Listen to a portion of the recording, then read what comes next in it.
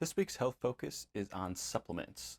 We're going to get into what supplements are, what they are not, when you should take them, if you should even take them at all, and some of the evidence behind a lot of supplements. So to start, we're going to just talk about what supplements are. The term supplement means that they are supplemental. That's something that I think a lot of people confuse. A lot of people take them as if you just take some supplements and you're good to go in terms of vitamins and minerals. In reality, you should just be looking to fill gaps in your diet and your nutrition. Let's say something like vitamin B, for instance. If you're eating enough fruits and vegetables, a wide range of those things, you're probably getting enough of that through your food. So it wouldn't really be necessary to take. But let's say, on the other hand, we have vitamin D in the wintertime in climates that are really cold. That's when you would probably need to take a little bit of vitamin D when a supplement would be helpful. So that's the first thing. Just know that it's always supplemental. We always want to try to get everything we can through our diet, and that kind of goes back to that whole food topic that we talked about. Another thing that supplements are not is medication. Unless your doctor tells you to take them, then they are not medication. You should not be trying to replace or fix a disease or heal yourself through supplements without getting approval from your doctor or just recommendations from your doctor. You'll see a lot of things on the internet about people claiming different things about supplements. Really shouldn't be trusting any of that, or at least if you do, you trust the source, at least still talk to your doctor, do a little bit of research, and figure out if that's going to be good for you. Another thing, I'm going to talk about some supplements that I take. Just know I am also not a doctor. So just because I take something and I think it works for me, not mean you need to take it, and it might not even mean that it's good for you either. Another common mistake people think, this kind of goes into people, believing these false claims about supplements. Supplements are not miracles. They're just going to make small changes basically in your life. If you're taking a vitamin C capsule, it's going to be a little bit helpful, but it's not going to cure you of anything. It's not going to heal you of anything. Next, I'll just go over a few quick things about when you should be taking supplements, or if at all. So of course, I already mentioned, if your doctor tells you to take it, just go ahead and take it. Trust the physicians there. If you're on any kind of special diet that limits what you are allowed to eat, that's another good time to take some supplements. For instance, a common one is if you're on a vegan diet, usually is recommended to take vitamin B12. So sometimes there's things like that can become really helpful if you have special needs that you can't fill through food. You also need to know, which I'll talk about this a little bit more later, is the RDAs, the upper tolerable limits that you can take, the safe limits to take.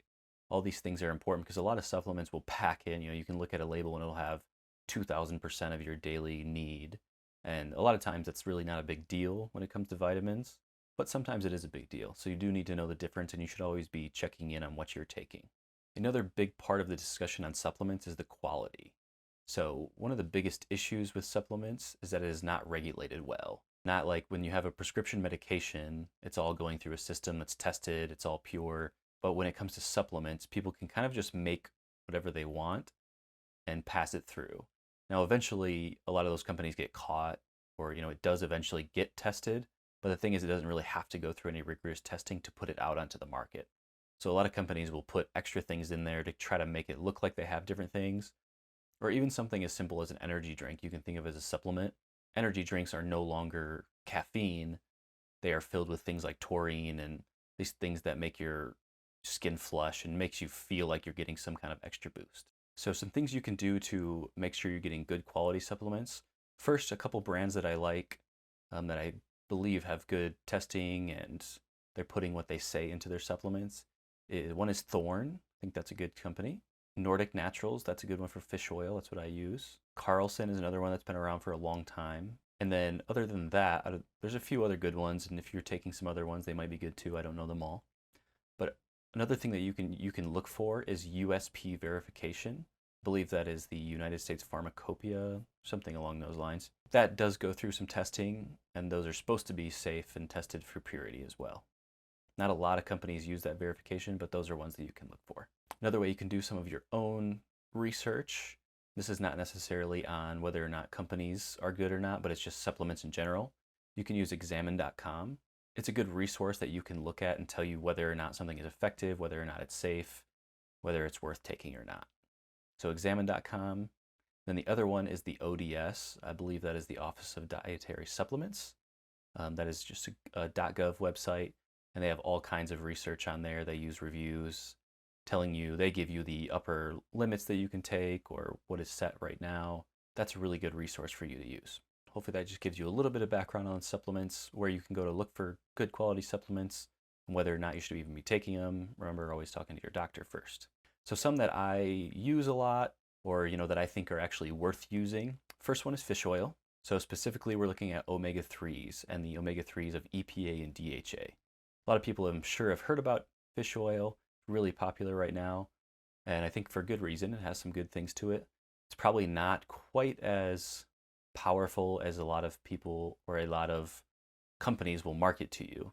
So there's really not a lot of strong evidence that it makes a huge difference in, keeping you from dying from heart attacks or strokes. There's a little bit of evidence, but not enough to really tell you that for sure. But we do know is a couple things that actually do have strong evidence behind it. One is reducing triglyceride levels. So if you have high triglycerides, talk to your doctor about using that. And then also improving mood. So, if you're someone that, especially in the winter months, we all get a little bit depressed or maybe anxious, fish oil and omega-3s, EPA specifically, has been shown to improve that. When I talk about the EPA and DHA, they'll all be labeled. Whatever you're taking should be labeled with how much are in them. If they're not labeled, don't take that supplement. So what you're looking for is at least 1,000 milligrams of EPA, specifically EPA. If there's really low EPA and really high DHA, is probably not the one you want. Or if it has a lot of ALA, that's not necessarily the best one. So this is going to be an issue with most supplements right now, is there's not enough research done to really give exact measurements or exact specifications. So right now, it seems safe to consume up to 5 grams a day, probably even a little bit more, but we'll just call it 5 grams. So between 1 gram, 5 grams, most of your packages are going to be labeled in milligrams, so just know that 1,000 milligrams is 1 gram. I mentioned earlier, the brand I typically use is Nordic Naturals. I think that's a pretty good brand. And I usually use the just liquid form. I usually don't get capsules. I like to measure it out in the liquid itself, but the capsules are fine as well. Fish oil can interact with some anticoagulant medication.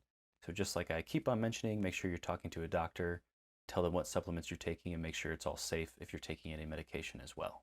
Next supplement that I usually take, or off and on I'll take, is vitamin D. I mentioned this one earlier as well, especially during the winter time, or if I'm not outside as much, or if it's cloudy, I'm going to be taking in some vitamin D. Usually vitamin D, you can get it in a pill form, but I like the liquid form a little bit better.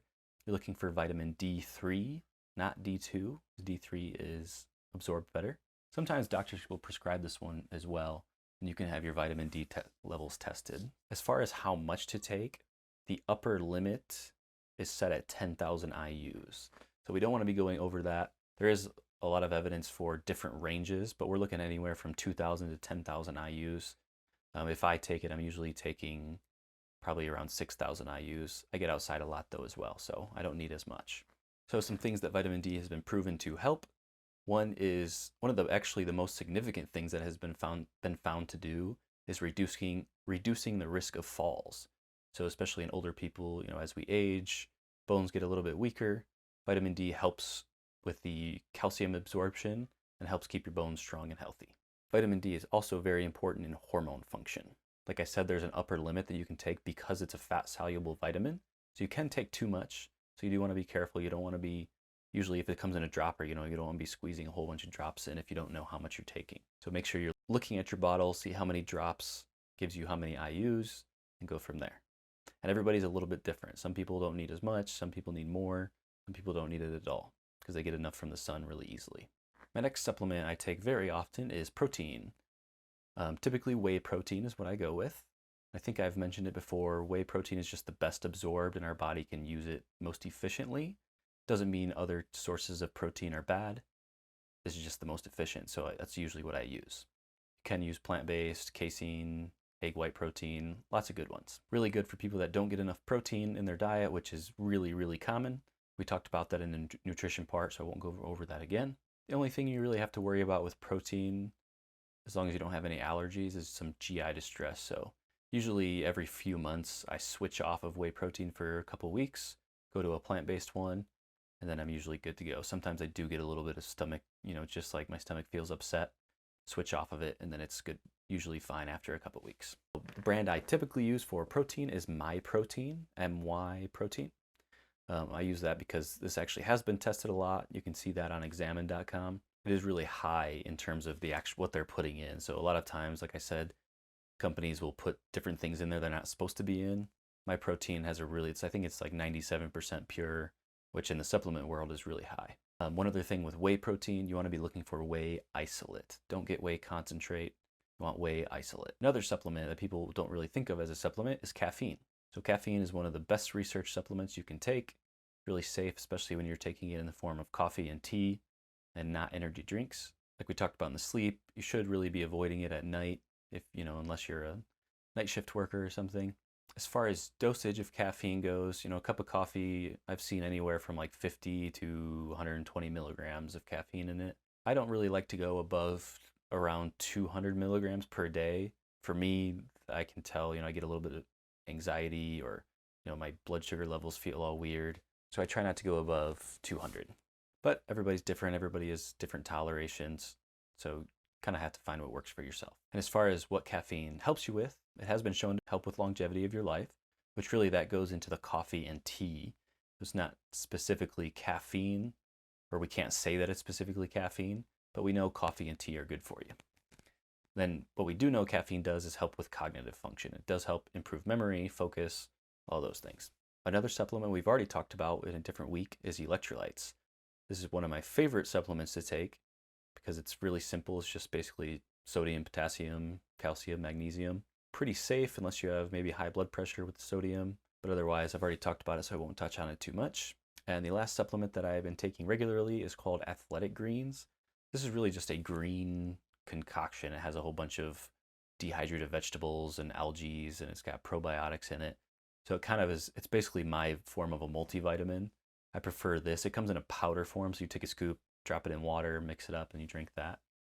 Prefer that over a pill form of a multivitamin because I think realistically to get a lot of vitamins and nutrients from a multivitamin, you'll have to take a lot of the pills because if you think about it, vitamins and minerals, they still have a weight to them. There is substance to them.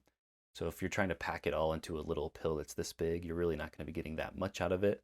Whereas I'm taking a scoop of this powder that I take, it's a much larger mass that I can fit in and just drink it. So Athletic Greens is a good company for that. There's a lot of other, there's tons of companies that are making green drinks now, and they're all pretty good, I would say. So as far as supplements that I am taking, or maybe that I recommend to people to take, that's really it. So there's just 5. And now that's not to say I don't take other ones, which I do from occasion. I have a whole shelf full of different supplements. A lot of them are just not that well tested. There's really not a lot of research behind them. The research is really far behind. So maybe in the next, 10 to 20 years, we'll probably get a much better idea of how much of things we can take, whether they're safe to take. There'll probably be some more regulations so we can actually know that we're getting pure supplements. But for now, these are the ones that I take that I think are pretty safe. Just a quick recap, a few things that you definitely want to do. If you're going to take a supplement, talk to your doctor about it because there's a lot of things that can be added into supplements. They can interact with medications. They can have an effect on your heart and your blood pressure. So you really want to be careful with them. Find good brands to use. Go to examine.com, look at the ODS, I believe it's ods.gov. Look through there. They summarize all the research for you so you don't have to do any of that, but at least you know how much you should be taking and whether or not it's even worth to take. And just a quick reminder of mine that I take right now. It's vitamin D, whey protein, fish oil, caffeine, electrolytes, and my Athletic Green multivitamin. That's it for this week. Hope this helps.